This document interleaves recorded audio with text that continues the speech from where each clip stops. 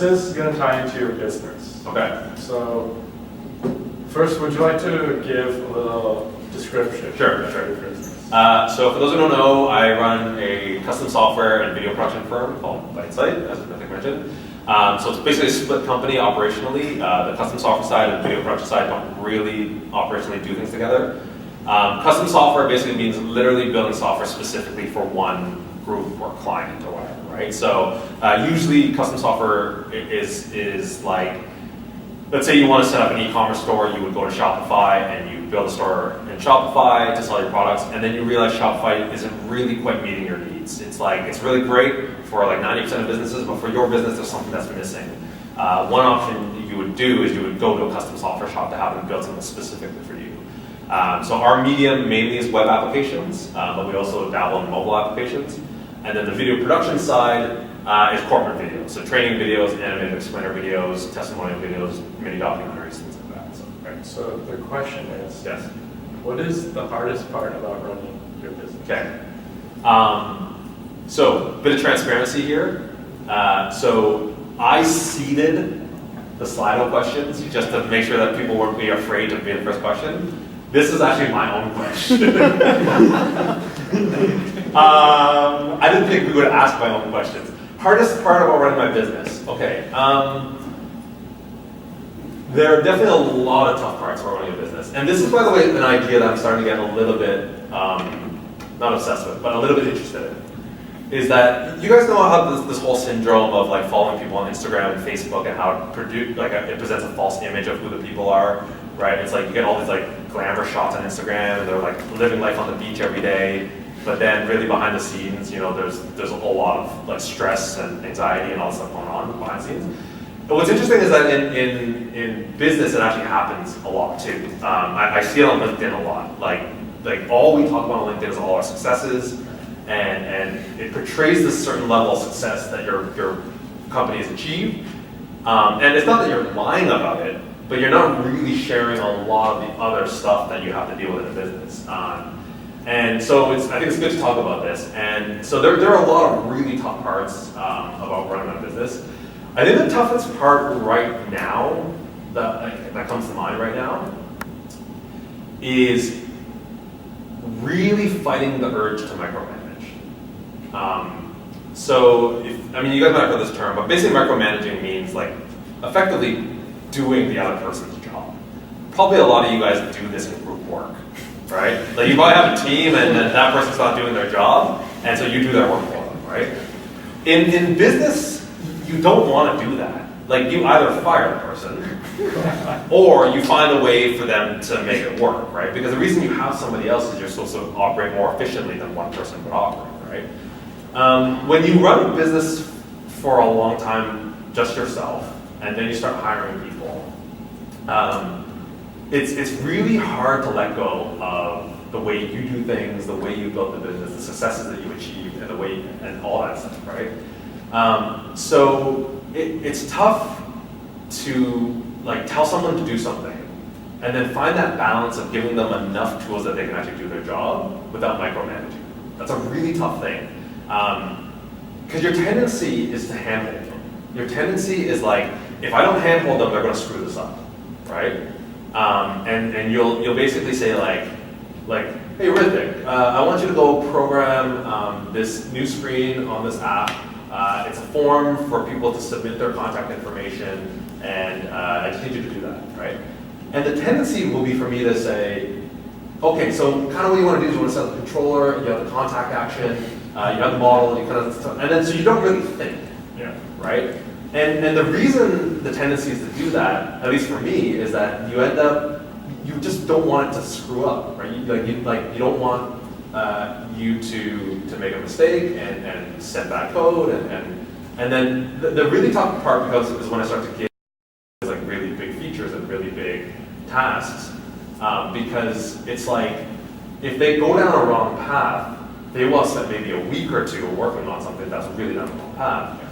And so you really try to like micromanage, but it's tough because you shouldn't be. That's like the worst thing you can do as a manager. Because one, your employee is never going to grow. They're not going to learn the mistakes themselves. Learn the lessons themselves, make the mistakes themselves. They're going to be demotivated because they have no creativity, they have no control over their work. You set up an environment where you're basically telling your employees it's not okay to mess up, and it should be okay to mess up. And so it's riddled with so many bad things. And the number one thing it does is it doesn't scale your business. Like, why are you hiring this person in the first place if you're not going to let them do anything, right? And let them do it themselves. And so I find myself these days a lot of times, like a mistake will come up, and I try my best these days to ask myself, is it really that big of a deal? And if it's not a big deal, I try as much as possible not to say something. And that's a tough thing, to be honest. It's very tough to notice a mistake and not say a word, right? And I find that very, very tough right now. There's a lot of tough things with the business, but like right now in my mindset, as I kind of grow the team a little bit, it's really tough to do that. And then you can talk to Jack. Jack's one of my employees. You can see how I'm doing. And the other thing that's really tough about that is every employee is different. Some employees really want that hand-holding and some really don't. And finding that kind of balance is a very, very tough thing. One of the things that really inspires me about you is that you kind of are living the dream that most of us want to live. And the dream is that you're working for something that you're passionate about. Right? All of us want to work for something that we're passionate about. Yeah. And I kind of want to go back a bit and talk about, it is software engineering, right? Yep. But then you went to film school. Yeah. So what was that transition and why did you do that? Some of you have heard this because I said this in class, but so first of all, it's true. I think there are a lot of things that people say about me that I don't fully agree with because, first of all, I don't take compliments well. But secondly, I try to illustrate that. Look, I'm just like you in a lot of ways, and it just happens. I'm you're looking at it from the outside. But to be working in something that I'm passionate about, that is 100% true. When I get stressed at my job, I definitely think this is awesome. I'm programming in the frameworks and languages that I like to program in. I'm producing work that I love. I'm filming, I'm scripting, I'm storyboarding, I'm doing all this stuff, and that's 100% true. Back to your question though. So again, I've said this before. So I did a little bit of programming in high school. Then 2001, 2006 was undergrad here. Had a programming job for a really long time, but effectively from late 90s to 2011, I was not passionate about software at all. In fact, if I want to say the story with the fact that I just say I hated software. I didn't hate software, but I really was not passionate about it. I was very insecure about it.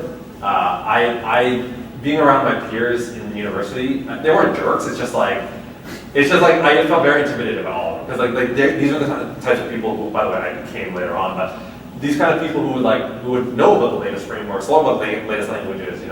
I'm still at the point where I love talking to students because I always tell this, but they'll say something in a casual conversation, have you heard of blah blah blah, Figma? Yeah. Have you heard of Figma? I'm like, no idea what that is, and then I have to go home and Google it because I'll feel insecure about it, and then I learn about it, right? But in university, I felt very insecure about all that stuff. I was never a great programmer. I was always behind the curve, and I wasn't really that into it. And I got really, I remember one time one of my friends, colleagues, I don't know if it's close to a friend, he said he got so mad at me about the way I coded something, right? He's just like, how could you ignore the security, or how could you not do that in an efficient way, and da da da da da.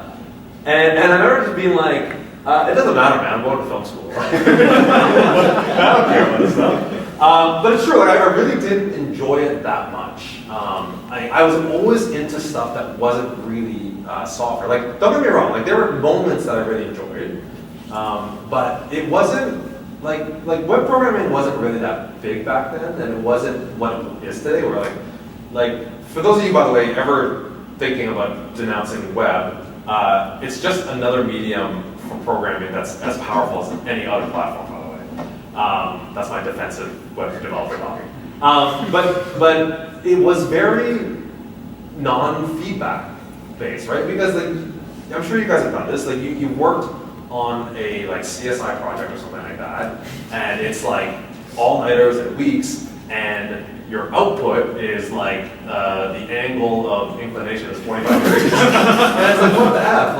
Like this is what the output of like that is, right? And then you admire the algorithm and you admire all the thing that goes into it, but it's like this is it. I can't show this to my friends. I can't do that. Like I can't watch that over and over again, right? That really is close to a true story. There's like computer architecture, or computers data structures course that we stayed up all night and it was really brutal.